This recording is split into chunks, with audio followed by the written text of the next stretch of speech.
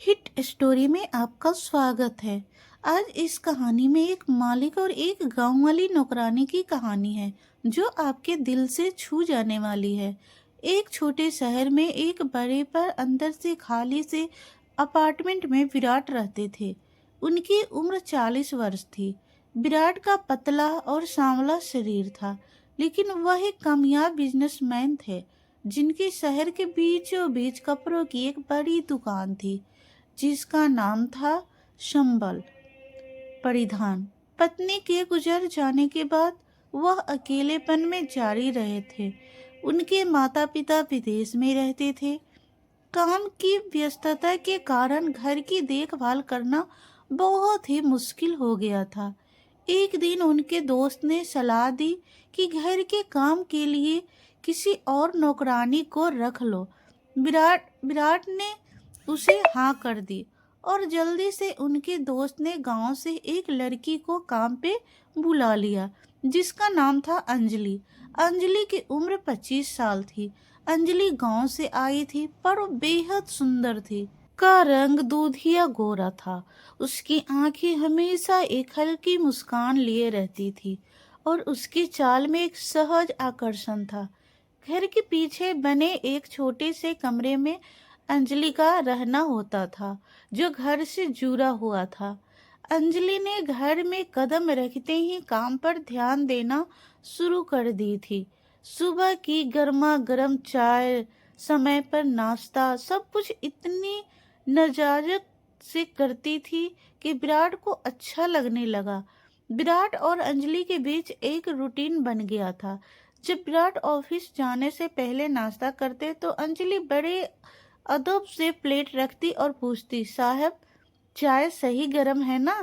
विराट ने देखा कि अंजलि केवल छठी तक पढ़ी है, पर वह खुद ही हिसाब किताब समझने की कोशिश करती थी।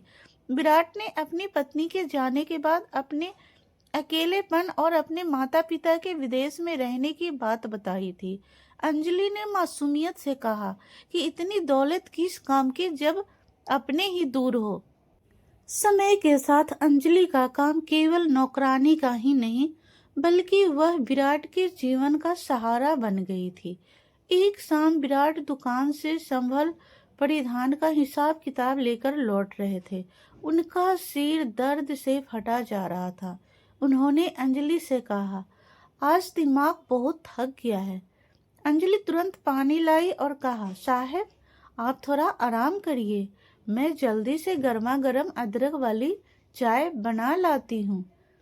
रात को अक्सर जब विराट देर तक काम करते रहते थे तो अंजलि चुपचाप एक कड़क कॉफी बना लाती थी। एक रात कॉफी पीते हुए विराट ने कहा, अंजलि इतनी अच्छी कॉफी कैसे बना लेती हो? आओ अभी साथ में बैठकर पीते हैं। अंजलि थोड़ा शर्मा गई।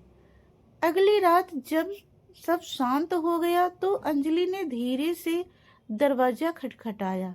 विराट ने दरवाजा खोला। अंजलि के हाथ में कॉफी के 2 मग थे। साहब अगर आप थके नहीं हैं तो क्या हम छत पे चलें? यहाँ कमरे में घुटन लगती है। विराट को उसकी यह हिम्मत अच्छी लगी। वे दोनों छत पर बैठ गए। रात का अंधेरा था, दूर दूर जलती शहर की लाइटें और ऊपर लाखों तारे। विराट बोला, यहाँ तो लाइट की वजह से तारे धुंधले लगते हैं। अंजलि हंसकर बोली, हाँ साहब, गांव में तो बिजली कम ही आती थी, इसलिए हम घंटों तारे गिनते थे। विराट बोला, अच्छा आज तुम मुझे तारे गिनना सिखाओ। वो दोनों हंसने लगे, बातें करते और घंटों तक एक दूसरे के करीब बैठे रहते। चाय पीते समय इस तरह रात को छत पर बैठकर दोनों घंटों बात करते रहे। गांव की कहानियां, दुकान के छोटे मोटे किस्से और विराट अपनी जवानी की दिनों की बीतते बताते। वे दोनों हंसते और एक दूसरे के करीब आते। इन पलों में अंजलि का गोरा रंग तारों की हल्की रोशनी में और भी दमकता था। वो दोनों एक दूसरे से बिना रह नहीं सकते। यह भावना अब प्रतिदिन मजबूत होती जा रही थी। अंजलि का कमरा घर के पीछे था, लेकिन वह हमेशा विराट के कमरे के आसपास आकर देखती कि साहब सोए हैं या नहीं सोए हैं। जब विराट काम करके थक जाते तो रात की कॉफी पीने के बाद अंजलि बिना कहे उनके पास आती और उनके सर को धीरे धीरे दबाती। वह हाथ फेरने का स्पर्श मालिक नौकरानी का नहीं बल्कि एक गहरे साथी का होता था। वह कभी भी हद पार नहीं करती थी, लेकिन उसके प्रवाह में एक स्पष्ट अधिकार था। एक रात विराट बहुत तेज बुखार से उठे। उन्होंने देखा कि अंजलि अपने छोटे से कमरे से दौड़कर आई है। वह रात को 2-3 बार उठी। उसने काढ़ा बनाया और सिर पर पानी की पट्टी रखी। जब सुबह बुखार उतरा तो विराट ने अंजलि की हाथ पकड़कर कहा, अंजलि, तू ना होती तो मेरा क्या होता। तू मेरे लिए भगवान का दिया हुआ तोहफा है। तुम बहुत अच्छे हो। अंजलि बोलती, आप भी तो अच्छे हो। फिर अंजलि अपना काम में लग जाती है। विराट बोलता है, अंजलि, तुम कितना काम करती हो, कभी आराम भी कर लिया करो। अंजलि, रात है ना आराम करने के लिए। विराट के होठों पर मुस्कान आ जाती है और अंजलि काम में लग जाती है। इसी बीच विराट की माँ का विदेश से फोन आया कि वे जल्द ही इंडिया वापस आ रहे हैं। विराट खुश हुए लेकिन तुरंत ही उदास भी हो गए। उन्हें पता था कि उनके माता पिता अंजलि के साथ उनके इस भावनात्मक रिश्ते को नहीं समझेंगे। तभी अंजलि की माँ की तबीयत खराब होने के कारण अंजलि को 2 दिन के लिए गांव जाना पड़ता है। अंजलि को जाते ही विराट का घर फिर से खाली हो गया। वह रात को छत पर अकेले कॉफी पीते और उन्हें एहसास हुआ कि यह सच्चा प्रेम है। अंजलि के वापस आने पर उसने रोते हुए बताया कि गांव के लोग उसे अकेले रहने वाले माली के घर काम करने के लिए गंदे ताने मार रहे हैं। विराट को बहुत गुस्सा आया और उन्होंने तुरंत फैसला लिया। उन्होंने अंजलि को रोका और कहा, अंजलि, मैं अब तुम्हें नौकरानी नहीं रख सकता। तुम एक बहुत अच्छी लड़की हो। तुमने आज तक मेरे लिए जो किया वह शायद कोई और नहीं कर पाती। तुम एक बहुत अच्छी बहू बन सकते हो। तुमसे अच्छा कोई और पार्टनर मिल ही नहीं सकता। अंजलि की आंखी में आंसू आ गए और बोली, साहब, यह सब तो मेरा कर्म था जो मैं कर रही थी। अंजलि बोली, आप भी तो इतने अच्छे हैं साहब। आज तक मुझे अपना बेटी के जैसा माना और प्यार सम्मान दिया।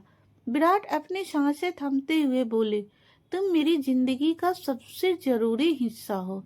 मैं तुम्हें अपने जीवन संगनी बनाना चाहता हूँ। अंजलि की आंखें भर आई। रोते हुए वो विराट के गले लग गई। विराट की धड़कनें तेज होने लगी और उसे जोर से अपनी तरफ खींचकर लिपट गए। विराट ने अंजलि के लिए ट्यूशन का इंतजाम किया और उसे संबल परिधान दुकान पर हिसाब किताब सीखने भेजा। इसी बीच विराट के माता पिता विदेश से लौट आए। उन्होंने घर आकर अंजलि की सेवा और उसके स्वभाव को देखकर और अपनी बेटी की खुशी देखकर इस रिश्ते को मान लिया। विराट ने अपने माता पिता और अंजलि की माँ को मानकर पूरे सम्मान के साथ अंजलि से शादी की। अंजलि दुल्हन बन गई तो उस दिन सच में लगा कि तारे जमीन पे उतर आए हैं।